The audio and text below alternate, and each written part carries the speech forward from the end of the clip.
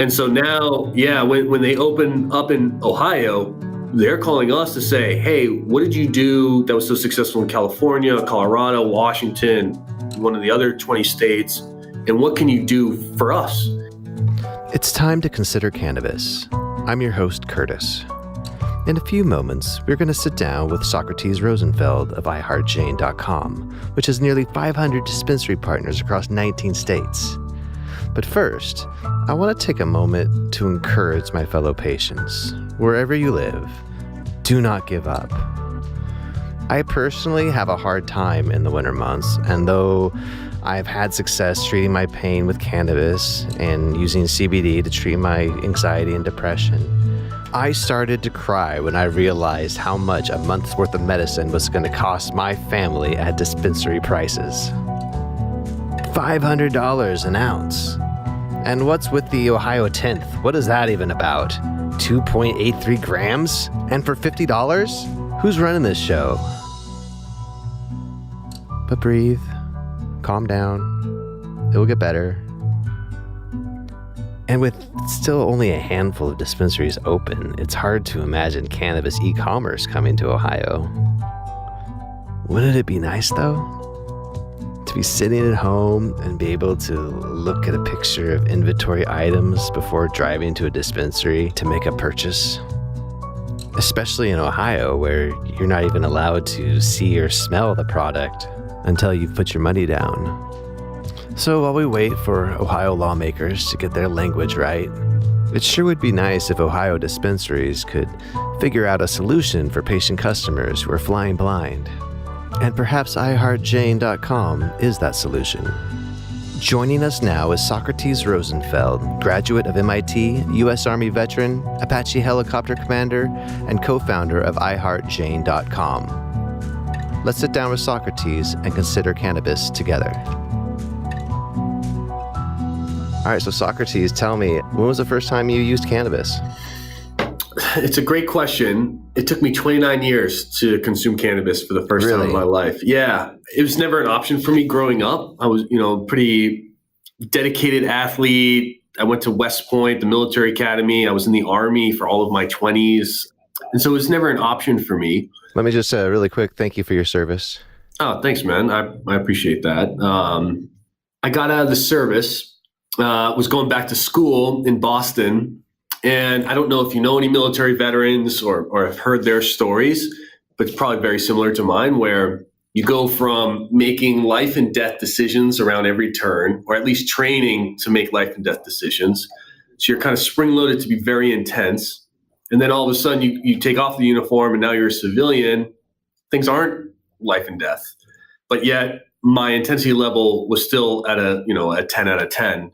And so I consumed cannabis for the first time with my wife and my brother and some of my closest friends. And I won't say that it saved my life, but I will say that it absolutely changed my life. It brought me a sense of presence again.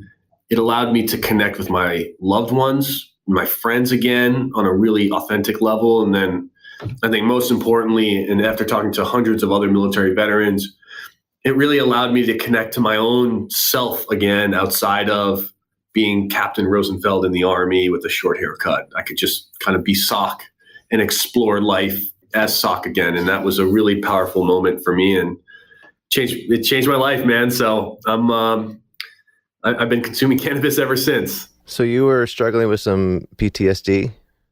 I will say, I'm not officially diagnosed with post-traumatic stress. But I would say that, and this problem isn't just isolated, or the issue is not just isolated with people in the uniform, but certainly those that have seen combat are coming back with some level of stress. Sure, absolutely. And so who knows what the true definition of post-traumatic stress is, but I'm sure I've been exposed to it. And, that is absolutely an effect to how my transition went.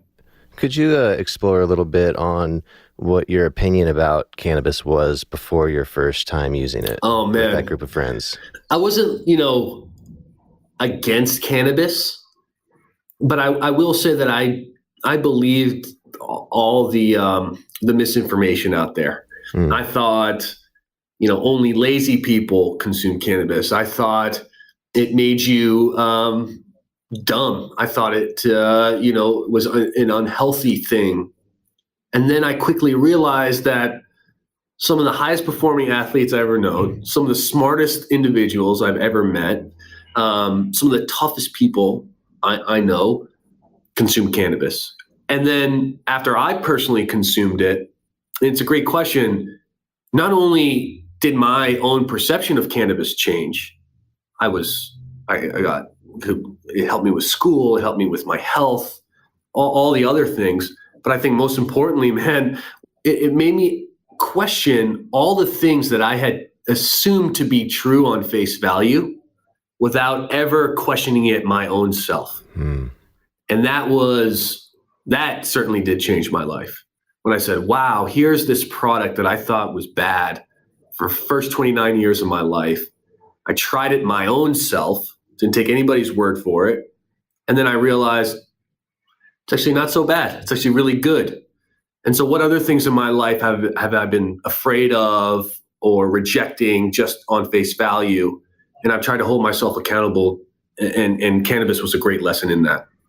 So what brought you to that decision to first try cannabis that night? I've been, I think almost jokingly flirting with the option was there. And, for the first part of my adult life, the option was never there because you can't do it in the Army. You get kicked out. Like with most things, you start saying it and then people are like, yeah, you should try this. But bottom line, it wasn't like a moment where I was like, oh my God, someone rolled me a joint. It was a lot of me trying to find balance again. And I tried to find balance in, I used to dip smokeless tobacco, which is really disgusting and horrible for your health. I try to work out as hard as I possibly could, and no amount of miles that I ran helped me calm down. Some of my friends, unfortunately found other substances, addictive, destructive substances like alcohol or opioids. And I was like, okay, if I'm going to try all these things, then I might as well try cannabis. And so I did it in a safe, loving place with people that I trusted. And I think that made all the difference. And I think most importantly is because I used it now with intent. And I think that's where a lot of the young people who use cannabis, and I'm not judging them, but certainly when I was 16 years old, everything that I did, I had no idea why I was doing it. I was doing it because everybody else was doing it, and I was just kind of going with it. But now, when I was 29, I'm 36 now. But now when I do something, I do it with intent. I say, yeah, I am consuming cannabis. Here's why I'm doing it. And I think being in that mind state allows me to incorporate cannabis as self-care and wellness, because that's why I'm using it. Not to escape, not to numb out, but really to help myself in a really, how do I say this, natural, authentic way. And I think cannabis, those that at least consume cannabis can resonate. That resonates with them.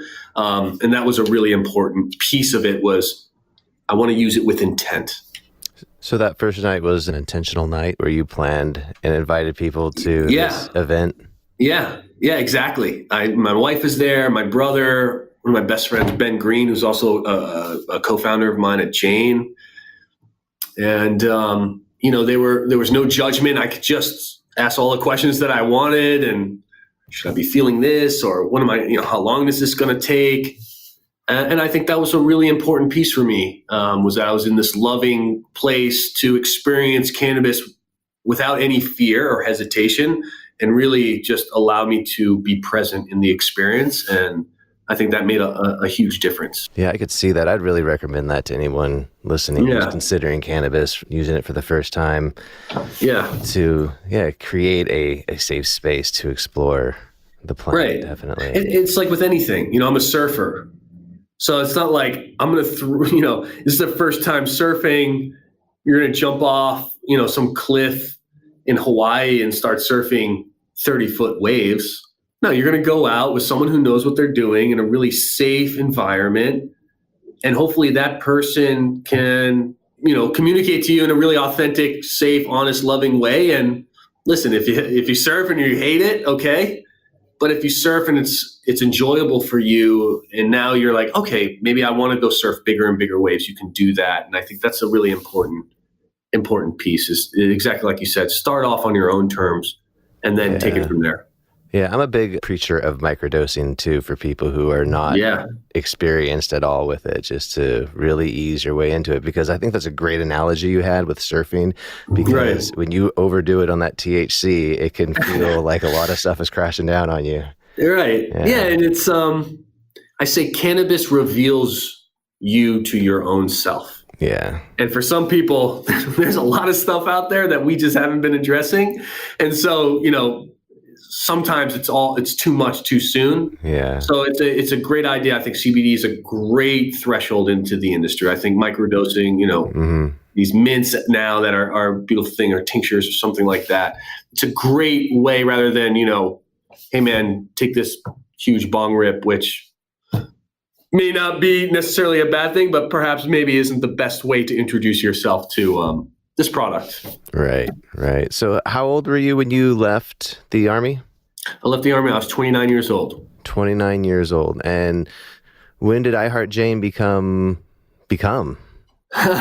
So it was a twinkle in my eye in late 2015.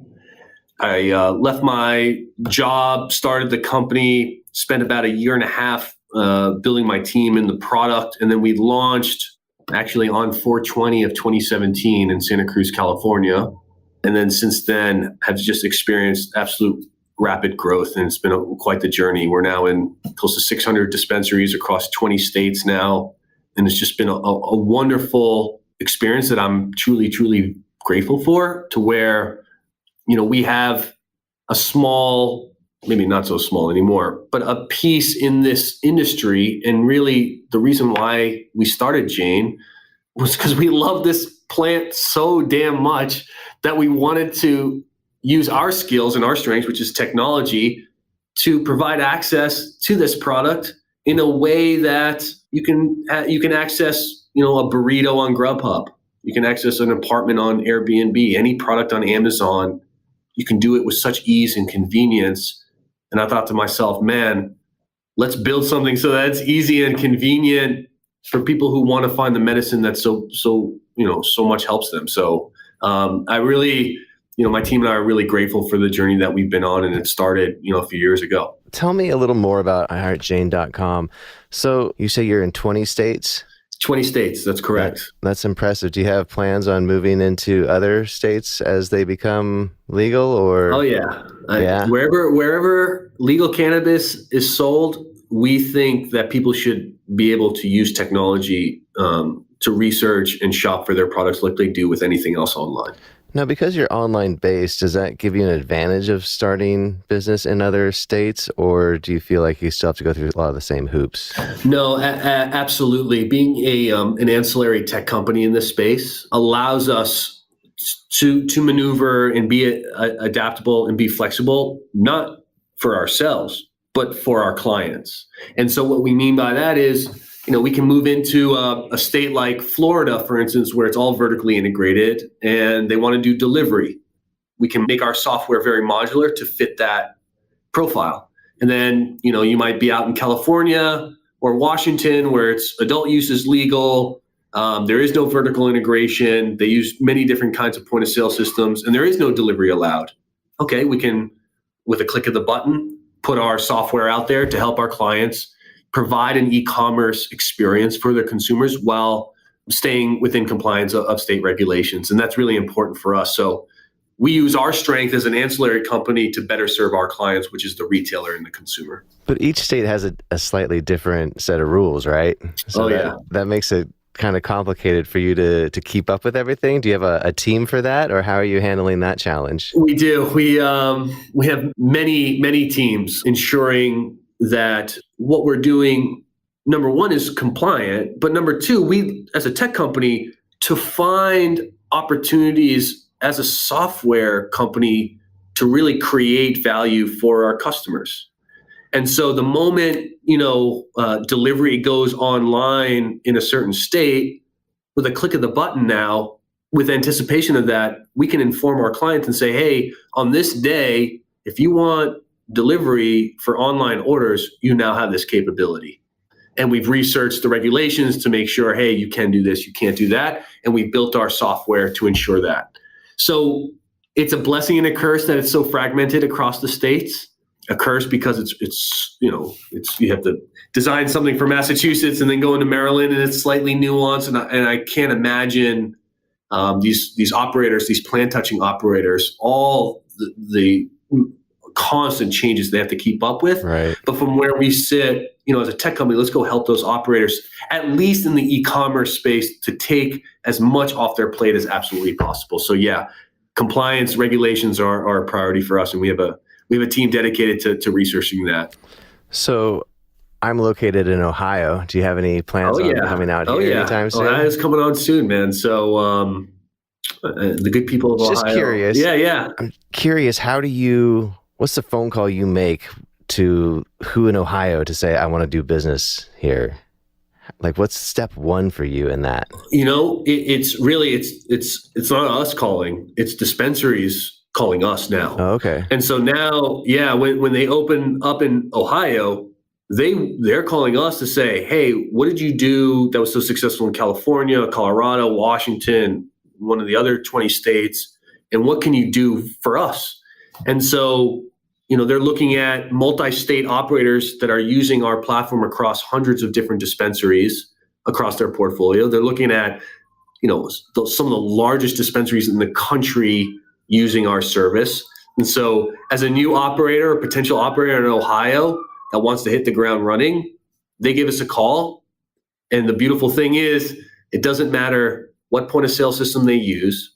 It doesn't matter how they want to configure and manipulate their online menus, whether they want to put it in store, put it on their website, have it show up as an in-store display. We can be very modular to fit the needs of that retailer while also bringing our 2, 3, 4 years of expertise in cannabis e-commerce to them so that they can hit the ground running and learn from, the growing pains that California and Colorado had to go through. Wow, that's really cool. Yeah, that's man. So exciting, man. I mean, that's got to be such a great feeling to have dispensaries from other states coming to you saying, hey, help us succeed. Yeah, we're really grateful for it. Just to bring it back full circle, cannabis changed my life. It saved the life of a lot of my friends. And when we were designing this product, we said, okay, how can we help people? And the answer for us was, let's go help the dispensaries. Let's go make sure that they have the best-in-class e-commerce platform where they can, at no extra work to them, showcase all the beautiful products and services that they have in their local community and allow people to access that. We take that so seriously. We don't call dispensaries our customers or our clients. We actually call them our partners because we view it as such. We really see a beautiful partnership where you have the retailer, the dispensary, carrying the product, building community awareness, hiring jobs, and then you have Jane that's really good at building e-commerce, and that's what we want to do for them. And it's really created a beautiful partnership, and that word is spreading throughout the country and hopefully internationally here soon.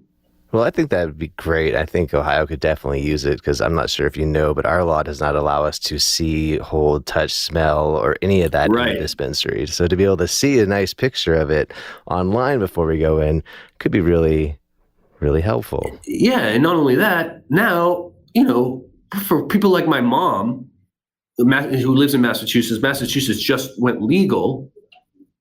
She's stoked about the fact that cannabis is now legal. She's very uncomfortable going into a dispensary, not because dispensaries are this scary thing, but just because it's new to her. Mm-hmm. And she's not, it'd be like going into a liquor store and just walking up and saying, hey, I've never tried alcohol before. What should I go with? Now there's an opportunity to do some research, find out, okay, other people who are looking for sleep, they order these products. People looking for pain relief are looking for these products. People looking for stuff for their pet and go here, oh, I'm gluten-free. You can type in gluten-free and find all these different products. So again, it's just, I want to make cannabis as accessible as absolutely possible. And that's something that, we hope to continue to do for years to come.